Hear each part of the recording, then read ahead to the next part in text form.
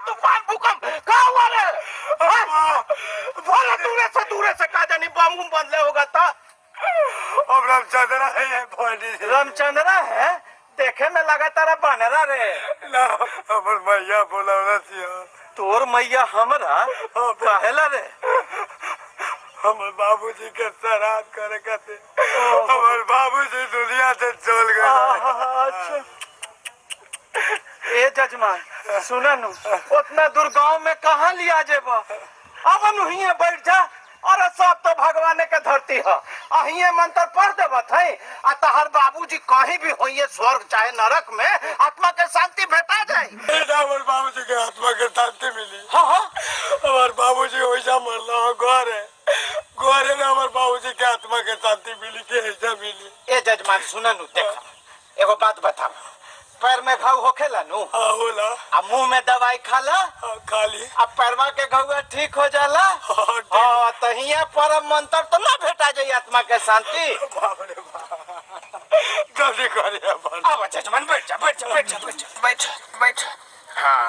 हाँ तो सुनिए जजमान जैसे जैसे हम मंत्र पढ़ेंगे आप विध करेंगे वैसे वैसे आपको मंत्र पढ़ना है या विध करना है। जैसे जैसे आप मंत्र पढ़िएगा वैसे वैसे विध करना है। हाँ वैसे हमको बोलना। अरे नहीं जजमान जैसे जैसे हम मंत्र पढ़ेंगे विध करेंगे वैसे तुमको भी करना है। बोले कि जैसे जैसे आप बोलिएगा वैसे वैसे हमको बोलना है। हाँ अच्छा मंत्र पढ़ना है विध करना है ठीक ना। हाँ तो हाथ गोर ऐसा सरिया लीजिए जजमान। हाथ गोर ऐसा सरिया लीजिए जजमान। हाँ मंत्र बोलिएगा जजमान। हाँ मंत्र बोलिएगा जजमान। मंत्र बोलिएगा जजमान। हाँ मंत्र बोलिएगा जजमान।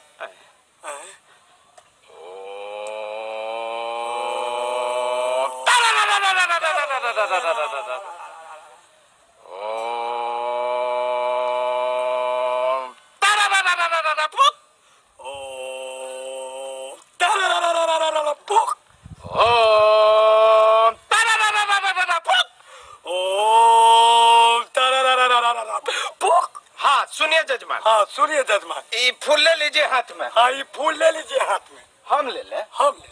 अरे जजमान आप पिताजी मरे हैं श्राद्ध ना आप कराने आए हैं। हाँ जजमान आपके पिताजी मरे हैं श्राद्ध कराने आए हैं। मेरे पिताजी मरे हैं। मेरे पिताजी मरे हैं। अरे आप ही ने श्राद्ध कराने आए हैं। अरे आप ही ने श्राद्ध कराने। हम श्राद्ध कराने आए हैं। हम श्राद्ध कराने आए हैं। अरे मजाक छोड़िए जजमान बात सुनिए। छोड़िए जजमान बात सुनिए। सुनिए ये बीत पर 100 रुपया यहाँ रखिए। ये बीत पे 100 रुपया यहाँ रखिए। हम रखे।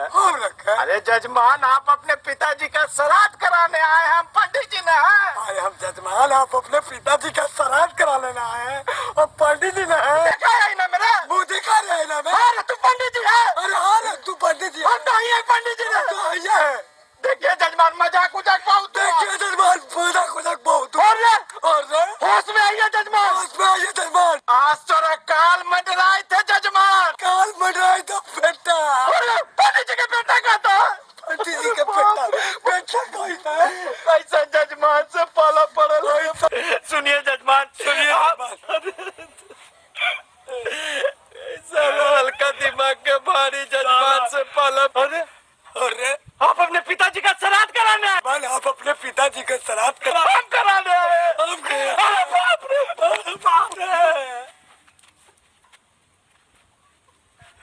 सुनिए जजमान सुनिए मजाक बहुत हुआ। सुनिए जजमान। अरे सुनिए जजमान। अरे सुनिए जजमान। कहाँ से जजमान। धीरे धीरे चेट में हाथ डाल रहे हैं जजमान। धीरे धीरे चेट में हाथ डाल रहे हैं जजमान। 100 टकिया पकड़े हुए हैं जजमान। 100 टकिया पकड़े हुए हैं जजमान। अच्छा बेटा। अरे यहाँ पे 100 रुपया रख दीजिए जजमान। यहाँ पे 100 रुपया रख दीजिए जजमान। तू डेक पीछे होके बैठ जाइए जजमान। देख पीछे होके बैठ जाइए। हम बैठ जाए। अरे तो ही न श्राद्ध कराया। तो ही न श्राद्ध कराया। अच्छा बेटा। अरे चुप रहता कि नहीं। अच्छा बोलिएगा मंत्र। बोलिएगा मंत्र। ओम